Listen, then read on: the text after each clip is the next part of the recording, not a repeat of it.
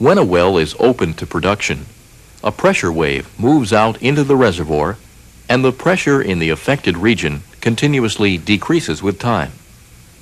At any given radius, the pressure drops rapidly at first, and then stabilizes with time. The pressure at the wellbore follows the same pattern. For example, the bottom hole flowing pressure profile for both a 200 barrel per day well and a 500 barrel per day well are shown here. In addition, the average reservoir pressure normally decreases with time as the reservoir is depleted of its fluids. When the pressure drops below the bubble point of the oil, gas begins to form. From our earlier discussion of effective and relative permeability, we realize that the presence of gas inhibits the flow of oil.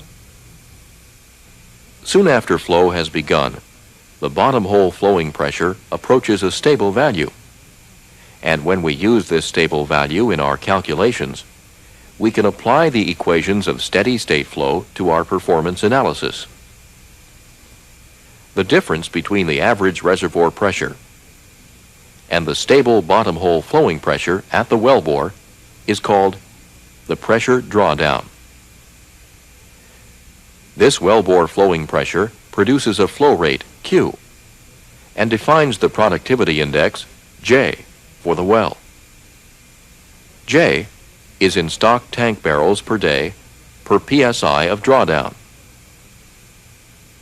The productivity index represents the dynamic response to flow of the reservoir and its fluid properties within the drainage area of a specific well. It defines the relationship between flow rate and bottom hole flowing pressure for a given average reservoir pressure.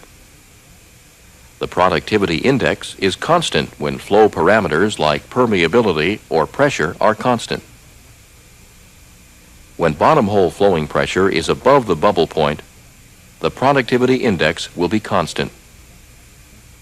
As the pressure drops below the bubble point, the productivity index will decrease as gas comes out of solution and inhibits flow.